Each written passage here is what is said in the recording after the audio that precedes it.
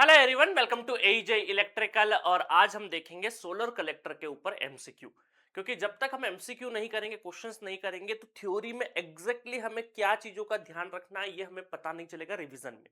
क्योंकि जब पहली बार पढ़ेंगे तो बहुत सारी थ्योरी दिखेगी। जब एक बार आप क्वेश्चन कर लेंगे तो आपको प्रॉपरली पता चलेगा कि इस थ्योरी से क्वेश्चन करने में क्या क्या पॉइंट्स आपको ध्यान रखना है। क्योंकि एक बार क्वेश्चन से गो थ्रू हो जाएंगे तो आपका दिमाग पूरा का पूरा ब्रेन जब भी थ्योरी दिखेगी सामने तो उसी पॉइंट पे चले जाएगा, हाँ यहां से क्वेश्चन बनता है, यहां से क्वेश्चन बनता है। ठीक है, चलिए तो आपको वहां पर भी रटने की जरूरत नहीं है, आप सिंपल चार ऑप्शंस देखेंगे क्वेश्चन में तो आपको याद आ जाएगा। ठीक है, बट एक दो बार थ्योरी से गो थ्रू होना बहुत जरूरी है। चलिए स्टार्ट करते हैं। क्वेश्चन नंबर फर्स्ट देखें। A solar collector that does not concentrate sunlight and can utilise both beam and diffuse radiation is called. सबसे पहले तो ये क्या है, नॉन कॉन्सेंट्रेट टाइप का है ना। चलिए, तो कॉन्सेंट्रेटिंग कलेक्टर नहीं, ये तो हो ही नहीं सकता। सोलर कलेक्टर आपसे पूछा है, नॉन कॉन्सेंट्रेटिंग ये ठीक है।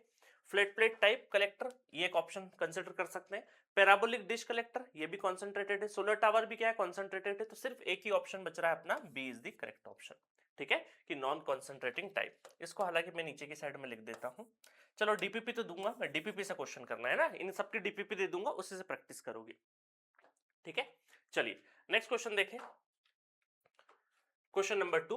The main component of a flat plate collector includes absorber plate, glazing, insulation और क्या बच रहा है, इसमें से और बचेगा हेलियोस्टेट फील्ड। नहीं, हेलियोस्टेट तो अपना अलग है, सोलर टावर के वहां यूज होता है। Casing frame with tubes for heat transfer. सही बात है भाई, एब्जॉर्बर प्लेट है, ग्लेजिंग है, इंसुलेशन है, तो जो पाइप से जहां पे फ्लूइड फ्लो करेगा वो तो जरूरी है। तो C B is the correct answer, B is the correct answer. बाकी पैराबोलिक मिरर या फिर फ्रेसल्स लेंस तो अलग चीज है। नेक्स्ट क्वेश्चन देखिए। The function of glazing glass cover in a flat plate collector is. क्या फंक्शन है भाई ग्लास कवर का? ग्लास कवर का फंक्शन ये है कि आपके देखिए, reflect all incoming solar radiation. नहीं भाई, सारे रिफ्लेक्ट कर देंगे तो फिर तो दिक्कत है। Reduce convective and radiative heat losses from the absorber. Absorber से जो आपके लॉसेस होंगे उनको रिड्यूस करेगा। ये लाइन लिखी हुई है वहां पे आपके नोट्स में। ठीक है, इंक्रीज दी कलेक्टर वेट, नहीं। Absorb all radiation before it reaches the plate, नहीं ये भी नहीं करना है अपने को। वो तो क्या है, टफन ग्लास एक तरीके का आयरन टफन ग्लास होता है, सिंपल। तो क्या करता है यहाँ पे, ये आपका reduce convective and radiative heat losses को फ्रॉम द एब्जॉर्बर, एब्जॉर्बर से रिड्यूस करता है। B is the correct answer. Next, a selective surface है ना, सिलेक्ट एब्जॉर्बर सरफेस के ऊपर जस्ट अपन कोटिंग करते हैं जिसको बोलते हैं selective surface. Coating is applied on the absorber plate of a flat plate collector is to. काई के लिए करते हैं भाई, इंक्रीज रिफ्लेक्टिविटी, नहीं। Give high absorbability for a short wave solar radiations and low emissivity for long wave radiation. सही बात है, बी इज द करेक्ट है वैसे तो, बाकी फिर भी पढ़ लो। गिव लो एब्जॉर्प्शन, नहीं। प्रिवेंट कंडेंसेशन ओनली, नहीं ये भी नहीं है ना। सिलेक्टिव सरफेस क्यों कर रहे हैं, ज्यादा से ज्यादा एब्जॉर्ब हो, एमिशन कम से कम हो। ठीक है, चलो नेक्स्ट आपका, flat plate collector are trying are typically used for applications requiring temperature up to. कौन सा टेम्परेचर तक, देखो 400 500 नहीं, 1000 भी नहीं, 300 भी नहीं, है ना।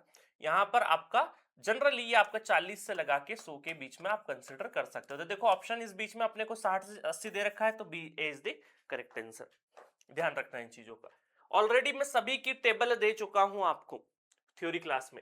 N evacuated tube collector ETC achieve reduces heat losses mainly, क्योंकि वो सिलेंड्रिकल सरफेस होता है तो क्या है, ज्यादा से ज्यादा हम कैच कर सकते हैं सनलाइट को। तो यहां पर और बीच बीच में क्या, थर्मस जैसा होता है, थर्मस जैसा वैक्यूम क्रिएट करते हैं दो वॉल के बीच में। तो यहां पर using a vacuum annulus between concentric glass tubes to suppress convection and conduction losses. ठीक है, तो I think A is the correct answer है, फिर भी पढ़ लेते हैं। Concentrating sunlight to a point, नहीं इसका काम ही नहीं है ना, क्योंकि कंसंट्रेशन वाला तो है ही नहीं है। यूजिंग मूविंग पैराबोलिक मिरर्स, नहीं। Circulating air institute of liquid, नहीं एयर सर्कुलेट नहीं करता, यही काम करता है, वैक्यूम प्रोवाइड करना है ना। चलो next,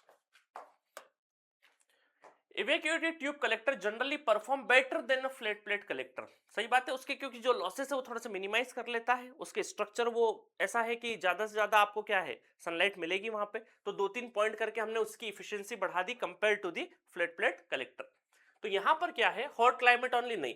cold and cloudy climate due to lower heat losses. ठीक है, तो यहां पर कोल्ड और क्लाउडी क्लाइमेट में भी थोड़ा भी सनराइज इधर से इधर से इधर से कहीं दिख गया तो उसका जो शेप है वो क्या है, ट्यूब्स के फॉर्मेट में सिलेंड्रिकल शेप है, तो वो कहीं ना कहीं कैच कर लेगा। तो आपका कोल्ड एंड क्लाउडी क्लाइमेट में भी क्या है, काम करेगा। ठीक है। बाकी only when concentrating direct beam radiation नहीं, अंडरग्राउंड इंस्टॉलेशन, ये भी कुछ भी बकवास करे जा रहे हैं ऑप्शंस में, है ना। तो आपको बहुत सारी चीजें होगी, 4 ऑप्शन में बहुत सारे दूर दूर तक कुछ नहीं दिखेगा।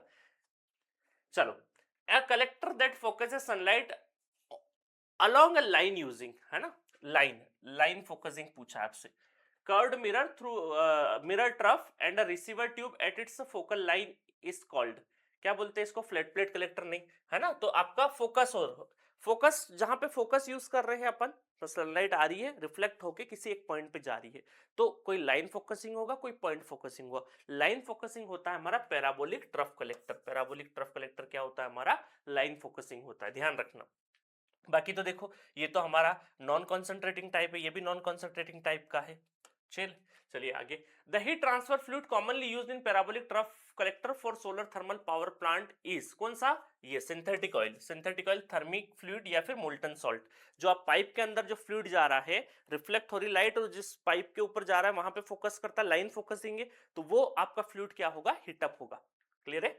चलो next, a collector that focuses solar radiation to a single point, single focal point using a blow या फिर dish shaped mirror is called, क्या बोलेंगे इसको हम, डिश कलेक्टर। डिश कलेक्टर क्या होता है, पॉइंट फोकस होता है, ठीक है, याद रखना।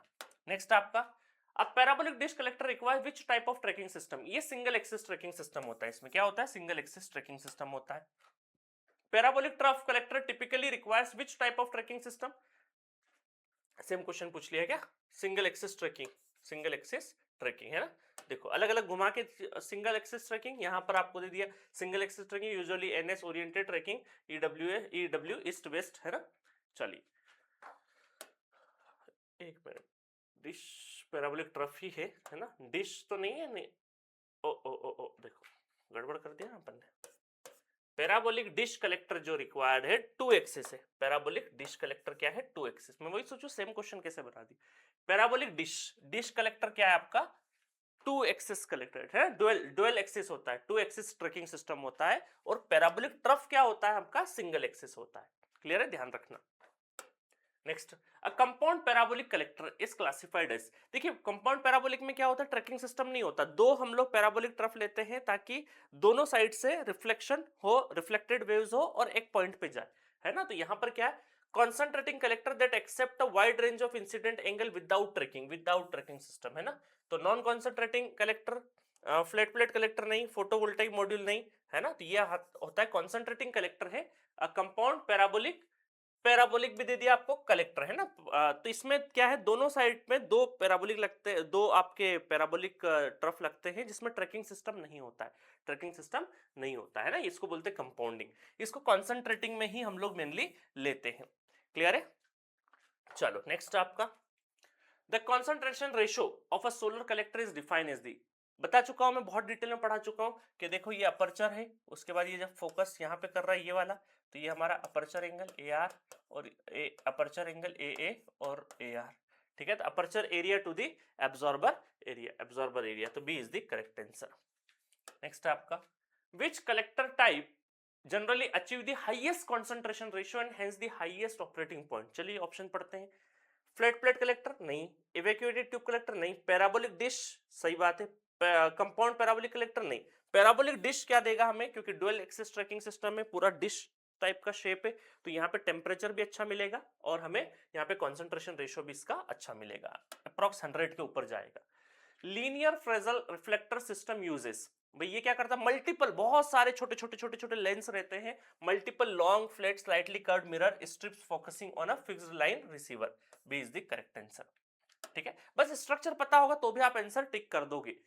Which collector is best suited for producing domestic hot water at a low temperature using only diffusion and beam radiation without tracking, भाई ये कौन सा होता है, हमारे जो सोलर घर में जो हमारा डोमेस्टिक हॉट वाटर जो रहता है ऊपर की साइड में, उसमें एक फ्लैट प्लेट रहती है, पूरा फ्लैट प्लेट कलेक्टर रहता है, बस कोई ट्रैकिंग सिस्टम नहीं है ना। नेक्स्ट है, the stagnation temperature of solar collector refers to, क्या होता है ये स्टैगेशन टेम्परेचर, स्टैगेशन टेम्परेचर होता है maximum temperature reached when no heat is extracted under full sun, full sun में कितना हम मैक्सिमम टेम्परेचर रीच हो रहा है उसको बोलते हैं स्टैगेशन टेम्परेचर, ठीक है। एवरेज एनुअल टेम्परेचर नहीं बोलते, मिनिमम ऑपरेटिंग टेम्परेचर भी नहीं बोलते, freezing point of the heat transfer ये भी नहीं बोलते हैं, दूर दूर तक ऑप्शन नहीं है। Question number 19, instantaneous efficiency of a flat plate collector generally decreases with instantaneous efficiency के बारे में पूछा आपसे। देखिए, increase in solar radiation intensity, भाई सोलर रेडिएशन इंटेंसिटी इंक्रीज होगा तो आपके इंस्टेंटेनियस एफिशिएंसी डिक्रीज नहीं हो सकती। इंक्रीज इन डिफरेंस बिटवीन, ये इंपॉर्टेंट है, पहले चलो ये पढ़ ले। डिक्रीज इन विंड स्पीड का कोई भी लेना देना नहीं है। डिक्रीज इन कलेक्टर एरिया नहीं। Increase in difference between the mean plate temperature, देखिए बहुत, ये आपका मान लो प्लेट है, इसका मीन प्लेट टेम्परेचर, और मतलब मीन ले लेंगे हम लोग इसका मीन, क्योंकि हर एक सोलर सेल सब जगह का टेम्परेचर किसी का थोड़ा है, थोड़ा तो कम ज्यादा होगा, उसका एक एवरेज ले लेंगे, और उसके बाद एम्बिएंट टेम्परेचर हमारा जो है बाहर का टेम्परेचर है वो हो जाएगा हमारा, इसके बीच का जो डिफरेंस रहेगा उस पर हमारी इफिशियंसी डिक्रीज रहेगा। अगर आपका इन दोनों का डिफरेंस, आपने देखा होगा, ये हम जब जनरली जो हीट सिंक होता है, आपके जो सीपीयू रहता है अपना, सीपीयू में हीट सिंक होता है, हीट सिंक में क्या होता है, layer by layer temperature difference करके हम हीट को एक्सट्रैक्ट करते हैं हीट सिंक में, ठीक है। ये पावर इलेक्ट्रॉनिक्स में पढ़ते हैं, तो वहां पर टेम्परेचर हम एक एम्बिएंट टेम्परेचर, सराउंडिंग टेम्परेचर, फिर केसिंग टेम्परेचर, अलग अलग टाइप के टेम्परेचर पढ़ते हैं। तो ये डिफरेंस जितना जितना बढ़ते जाएगा, आपका कूलिंग बहुत अच्छे से, डिफरेंस वहां उस हीट सिंक का पर्पस अलग है। यहां पर क्या हो जाएगा, इंस्टेंटेनियस एफिशिएंसी, क्योंकि हमें यहाँ पे टेम्परेचर ज्यादा चाहिए फ्लैट प्लेट कलेक्टर पे, ज्यादा अच्छा टेम्परेचर होगा, सन ज्यादा अच्छा टेम्परेचर रहेगा, सनी डे रहेगा, तो इसका एफिशिएंसी अच्छा रहेगा। बट हीट सिंक में क्या चाहिए, हमें टेम्परेचर ज्यादा नहीं चाहिए, वहां टेम्परेचर कम चाहिए। तो इसलिए जितना आपका टेम्परेचर बढ़ते जाएगा, एम्बिएंट मीन प्लेट और एम्बिएंट टेम्परेचर के बीच का जो डिफरेंस बढ़ते जाएगा, तो आपका एफिशिएंसी डिक्रीज होते जाएगा। बट हीट सिंक में ये एडवांटेजेस है, यहां पर डिसएडवांटेजेस है, तो यहां पे एफिशिएंसी क्या होगा, डिक्रीज होगा, ठीक है। चलिए नेक्स्ट आपका, the tilt angle of a fixed flat plate collector for a maximum annual solar energy collection is generally set approximately equal to the, ये तो लैटिट्यूड ऑफ द लोकेशन का जो लैटिट्यूड है उसके हिसाब से हम लोग फिक्स रखेंगे, ठीक है। चलिए, in a flat plate collector insulation is provided at the back end side of the absorber mainly to increase reflection losses नहीं, reduce conduction heat losses to the surrounding से जो हमारे कंडक्शन लॉस होंगे उसको रिड्यूस करेंगे अपन, है ना। Increase the weight of stability, इसका improve optical transmission of glazing नहीं।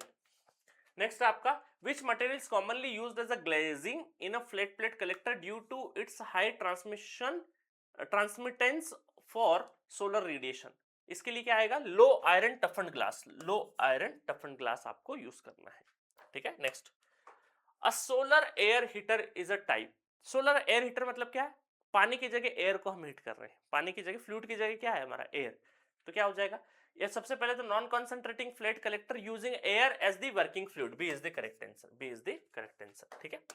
नेक्स्ट आपका, solar cooker of the box type generally work on the principle, कौन सा, फ्लैट प्लेट कलेक्टर ही होता है। सोलर बॉक्स क्या होता है, सोलर कुकर जो होता है वो आपका फ्लैट प्लेट कलेक्टर होता है, ठीक है। ये बहुत बचपन में जब 5th 6th क्लास में होते हैं तो सोलर कुकर हमें बनाने को दिया जाता है, एक बक्सा टाइप बनाते हैं, पेटी नुमा स्ट्रक्चर होता है, सूटकेस टाइप का, है ना। उसके अंदर क्या है, वहां पे 4 बाउल रख दो, फिर उसमें कुकिंग हो जाता है ना, खाना बन जाता है, तो सोलर कुकर, ठीक है। तो फ्लैट प्लेट कलेक्टर ही होता है ये बेसिकली। उसके बाद लास्ट क्वेश्चन, अब फोटोवोल्टाइक को यूज और थर्मल दोनों का यूज हो रहा है, PVT hybrid collector is design to